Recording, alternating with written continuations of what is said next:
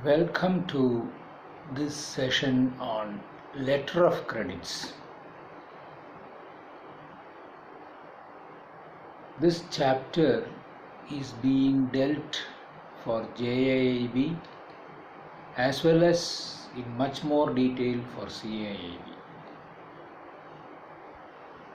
If you look at the kinds of trade that can happen, especially cross-border, that is buyer and seller being situated in two different countries, the question is always one of trust.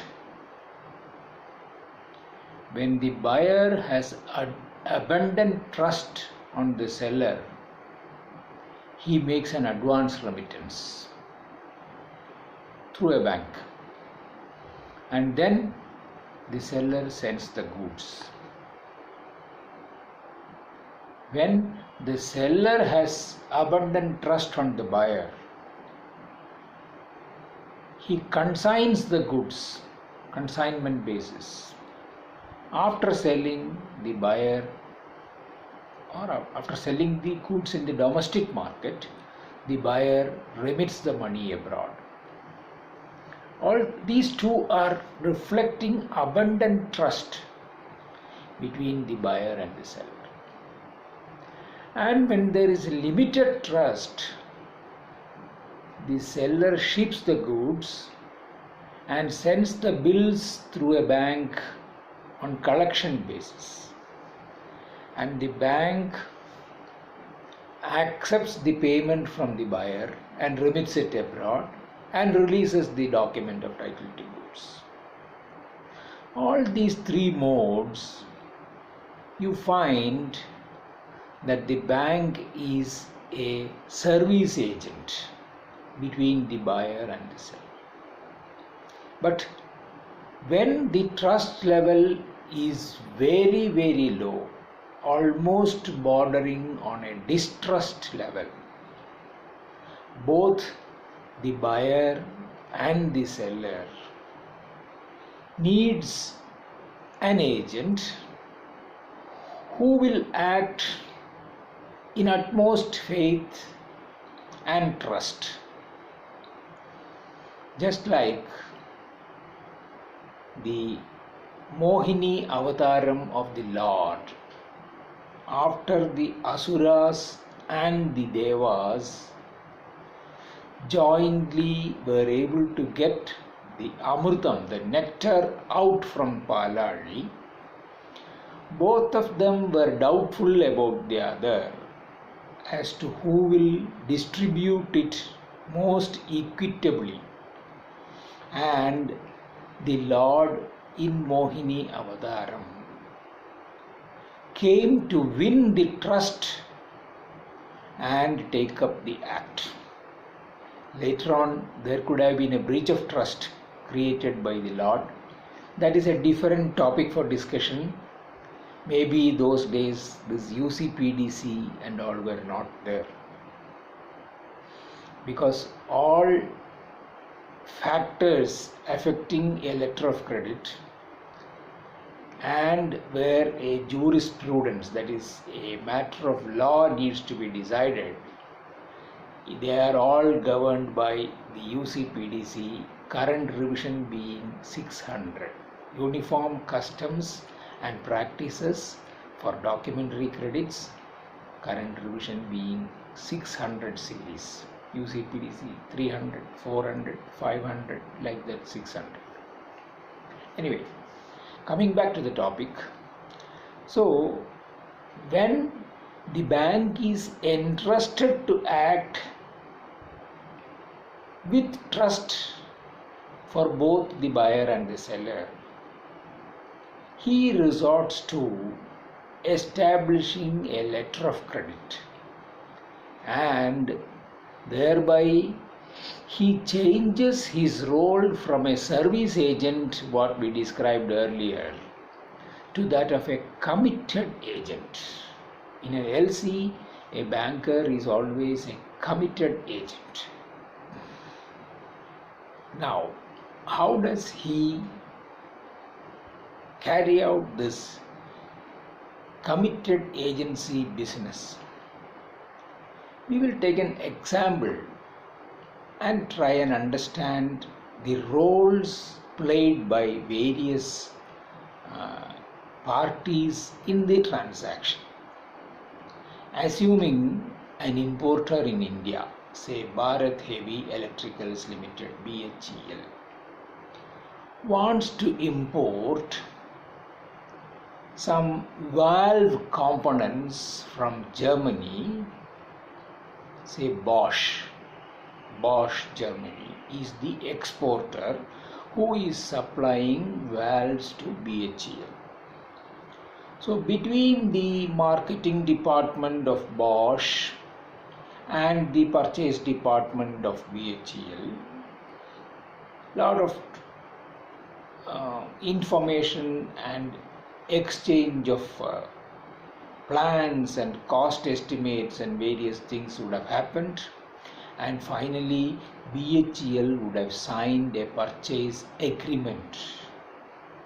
Now this agreement will form the basis for a commercial transaction where a bank will come in as a committed agent by establishing an LC.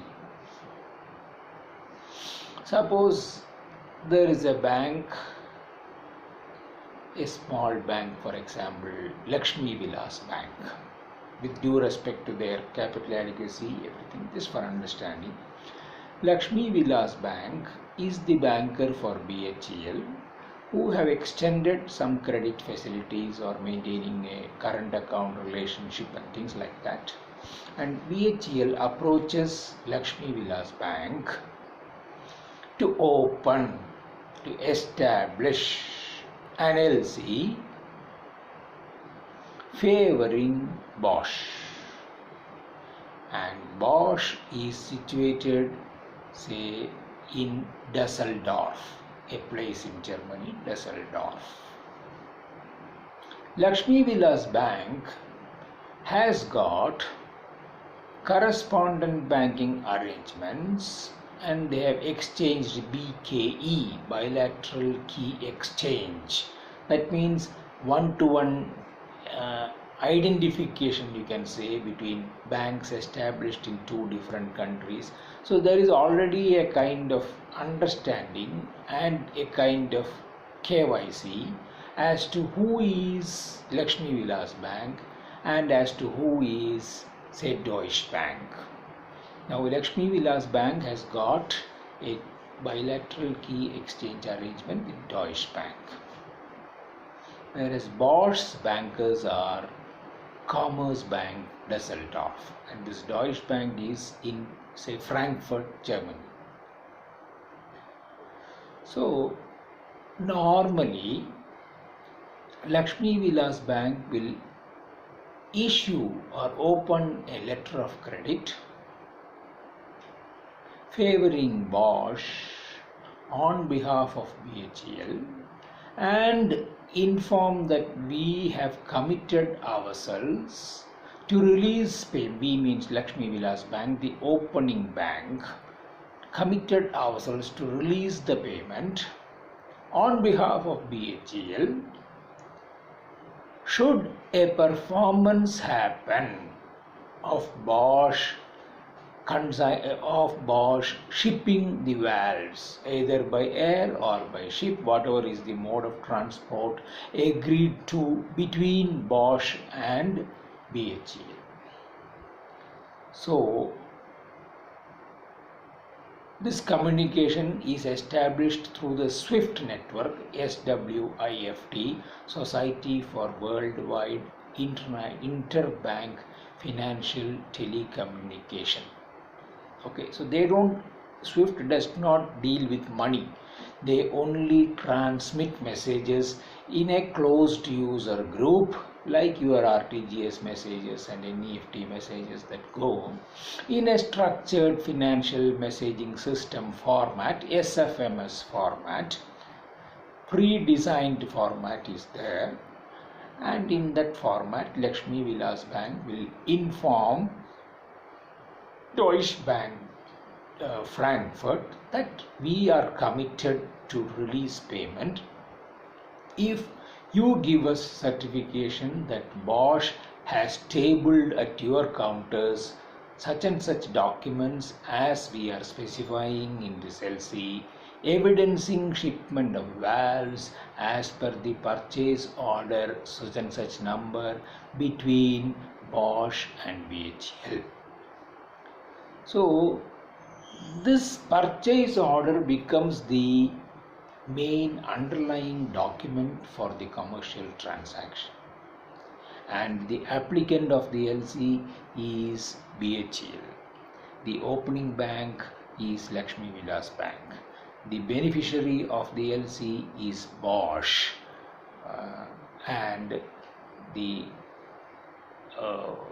negotiating bank, we'll come to that shortly, is Deutsche Bank Frankfurt.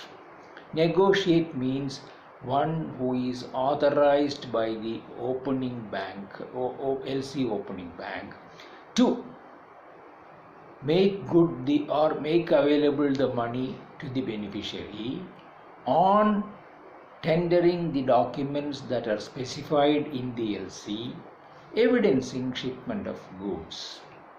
So he negotiates the credit and makes available. Now, this I have been talking about Deutsche Bank Frankfurt, but Bosch is situated miles apart in Düsseldorf, and they have arrangement with Commerzbank.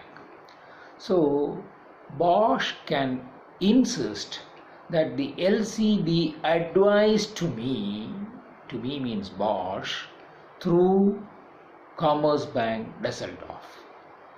So Deutsche Bank Frankfurt, who receives the SWIFT message, in turn transmits it again through the SWIFT network to Commerzbank Düsseldorf to inform Bosch. So Commerzbank Düsseldorf becomes an advising bank, a post office. Advising bank is entitled to a fee for carrying out that function. Negotiating bank is entitled to a fee for carrying out a specific function. Like that, each activity comes free from the bankers.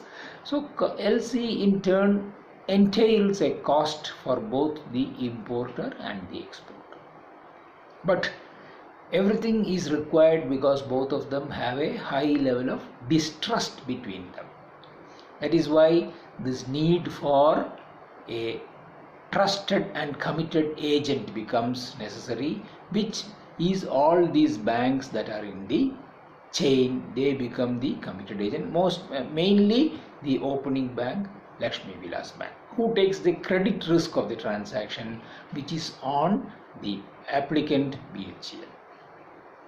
Now, the Commerzbank Düsseldorf is only a post office.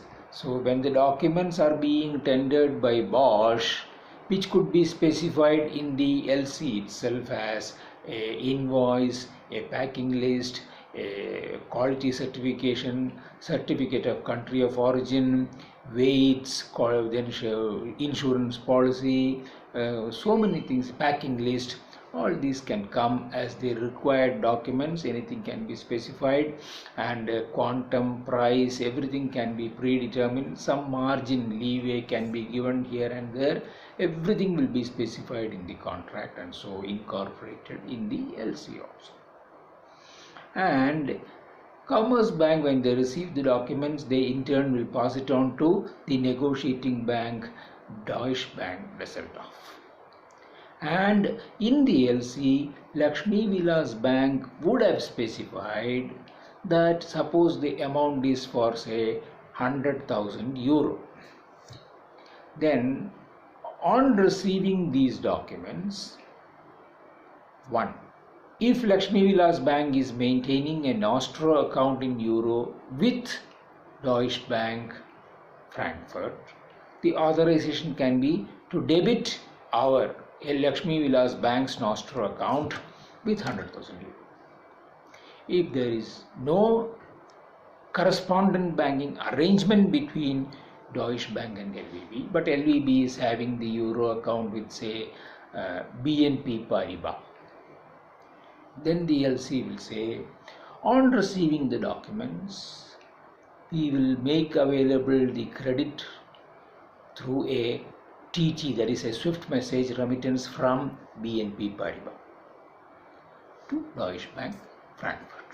So then BNP Paribas becomes the reimbursing bank. So various parties, the opening bank, the negotiating bank. Apart from a negotiating bank, there can be sometimes a need for an advising bank, and or sometimes, mostly, this negotiating bank and advising bank can be the same also, and there could be a reimbursing bank, or the negotiating bank itself can be a reimbursing bank. Now, if Deutsche Bank Frankfurt is not comfortable with the credit worthiness of Lakshmi Vilas Bank, 100,000 euro. If something happens, suppose this is not a site bill. If it is site, immediately money is given. If it is a usance bill, only after 3 months or whatever is the usance period, the money is given to Bosch. So during that period, if something happens on the credit standing of Lakshmi Vilas Bank, then what happens? And secondly, the relationship between LVB and Deutsche Bank may also be only on a correspondent banking relationship without any exposure limits being set by Deutsche Bank on LVB. So Deutsche Bank is not comfortable about the credit counterparty credit risk of 100,000 euro on LVB. Then Deutsche Bank will insist the LC should be getting, or there should be a confirmation being added to the LC by another first class bank. It can be SBI, it can be Canara Bank, it can be Syndicate Bank, it can be Axis Bank, any other acceptable bank to Deutsche Bank. Then what happens, that confirming bank only does a credit risk guarantee on LVB. After the bills have been tendered and negotiated, and till such time the payment has to be released from the counters of Lakshmi Vilas Bank. If it is usance, during the usance period; if it is site, during the transit period. If something happens on the credit worthiness of the opening bank LVB, we will guarantee the payment on behalf of the opening bank. So confirming bank is only giving a confirmation about the credit worthiness of the opening bank, for which also this confirming bank will charge a fee for that. So these are mainly the parties to a letter of credit. Letter of credit can be a site LC or a usance LC. And all letter of credit transactions are governed by, as earlier said, I said UCPDC, current revision being 600. There it says all credits will be irrevocable. That means unless all the parties, that is the purchaser, in this case BHEL, the beneficiary, in this case the Bosch, and the two banks, mainly the opening bank and the negotiating bank, unless all the four agree, the credit cannot be revoked, because already Bosch would have started procurement, making final shipment, everything. In between, if there is a revoking, the commercials of the transaction will affect in a very detrimental way either of the parties. So that is why all are irrevocable LCs. And then if it needs a confirmation, it is called a confirmed irrevocable LC. Now the LC, the commitment of the bank happens on performance of an act as specified in the purchase order between Bosch and BHEL. If it were a bank guarantee, the difference is the bank needs to make the payment under a guarantee on non-performance by the party beneficiary.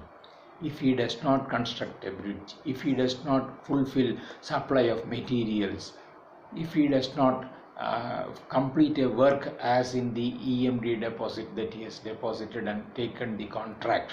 All these cases, bank guarantee becomes active on non-performance, whereas an LC is operable on performance of the export by the exporter.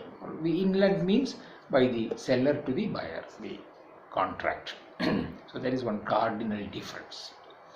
Then the types of LCs we can see, mostly we have a red clause LC.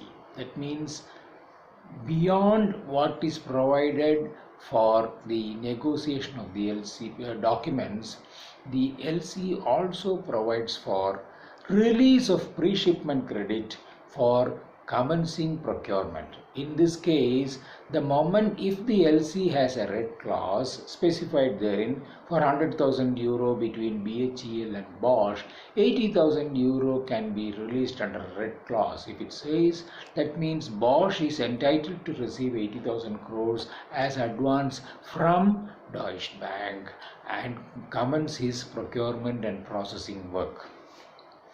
A green clause LC means over and above making available this working advance payment for working capital, it also releases money for ensuring or incurring storage and other charges, warehousing and storage charges. So once the valves are ready for shipment, if the Bosch needs to pay any money to the wharf or other agencies up to shipping of the goods, that cost is also given in advance through the LC itself, then it becomes a green clause. And normally LCs are for one specific transaction. But if the valve supply between Bosch and BHEL is of a continuous nature, then it can be done through a revolving letter of credit. Now, revolving can specify two pivots on which it will revolve. One will be on shipment. Every time a bill is tendered, it revolves for another 100,000. Another could be the total amount of bills in transit should not exceed, say, 5 bills of 500,000 euros, like that. So it can be on an absolute cap, or it can be on shipment, or it can be on payment. Only when the first bill is paid, a second bill can be negotiated under the revolving facility. So the revolving facility will specify how much is the